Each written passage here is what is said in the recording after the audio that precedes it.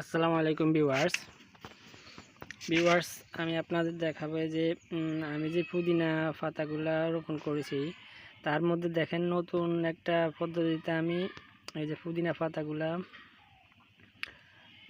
চাষ করছি।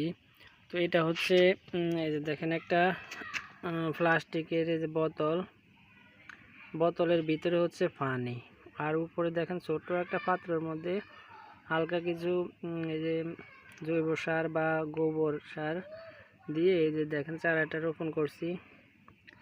আলহামদুলিল্লাহ দেখেন এটার গ্রোথ অন্য সবগুলোর চাইতে অনেক ভালো। এই যে দেখেন এই যে পুদিনা পাতা, ওদিকে আরও আছে আমার, এই যে একটা দেখেন, এই সবগুলোর চাইতে আলহামদুলিল্লাহ এটার কোয়ালিটি অনেক ভালো।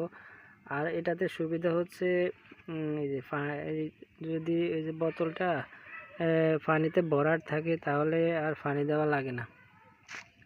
এই যে দেখেন আমি আপনাদের দেখাচ্ছি, এটা খুলেই দেখাই।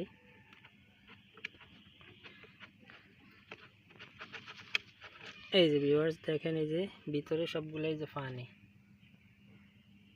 গোবরের পানি দেওয়ার কারণে যে গোবরের পানি কালো হয়ে গেছে। তো আর এই যে ভিউয়ার্স এটা হচ্ছে ফ্যানের যে পিছনের মোটরের যে পিছনে যে থাকে খাঁচা ফ্যানের, এই যে দেখেন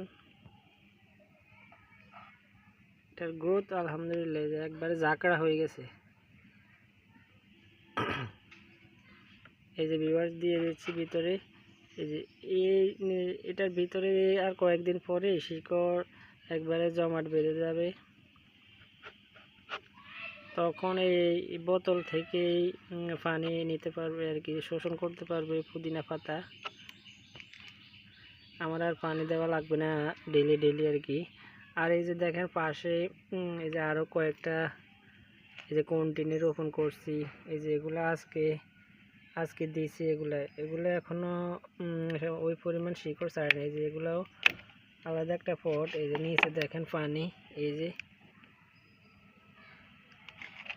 এই সবগুলোই আমি এই যে এক সিস্টেমে করছি। এই যে ভিতরে পানি দেখেন নাড়াচাড়া করতেছে। এই যে আরেকটা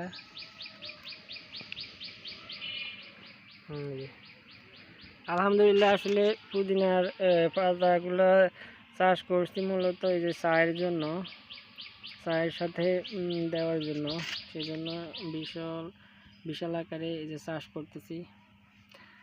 আর ভিউয়ার্স এটা তো আপনাদের আরেকদিন ভিডিওতে দেখাচ্ছিলাম। এই যে পানির মধ্যে দেখেন কোনো মাটি নাই এটার ভিতরে।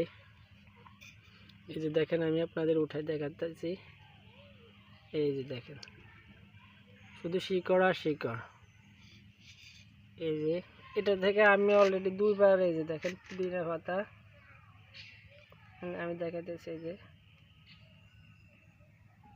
দুইবার অলরেডি কাটা শেষ। দেখেন এই যে কাটার পরে এখন আবার ছোট ছোট এই যে কুশি বাইর হতেছে। আবার সপ্তাহখানেক পরে এটাতে আবারও কাটার সময় হবে। এই যে দেখেন এগুলো এই যে নিচ থেকে বাইর হয়েছে। আর আমি আসলে উপরে এই যে গর্ত ছোট ছোট ফুটা করে উপর থেকে লতা দিয়েছিলাম। তো এই যে দেখেন নিচেও আলহামদুলিল্লাহ ঝাঁকড়া হয়ে গেছে। এই যে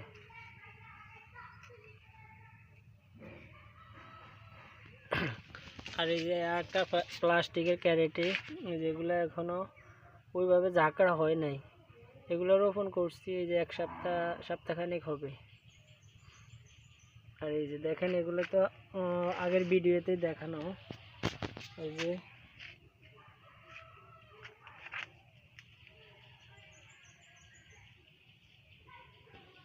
আর ভিউয়ার্স এই যে দেখেন একটা থোকায় এই যে কতগুলো টমেটো। এই যে দেখেন ছোট একটা এই যে প্লাস্টিকের পলিথিনের মধ্যে এই যে টমেটো গাছ, আলহামদুলিল্লাহ ভালোই ফলন আসছে। আর ভিউয়ার্স এই যে দেখেন মরিচ, শুকনো মরিচ, আসলে এই মরিচগুলো অনেক ঝাল, সেজন্য আমি এই যে জাত সংরক্ষণের জন্য এগুলাকে যে শুকাইতে দিছিলাম। ভালো মতো শুকানোর পরে এগুলা থেকে এই যে বীজ সংগ্রহ করে এই যে বোতলে বা কিছুতে সংরক্ষণ করব।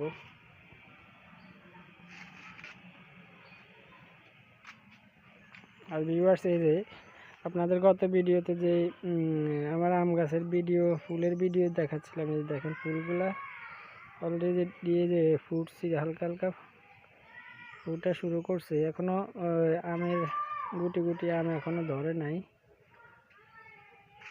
তো যখন আম ধরবে তখন অবশ্যই আপনাদের নতুন আপডেট ভিডিও দিয়ে দেবে। এই যে দেখেন সব গাছে ফুল, প্রতিটা গাছে এই যে ফুল চলে আসছে ছোট ছোট। এই যে দেখেন বালতি বা এই যে প্লাস্টিকের ফলিতে দেখেন এই যে।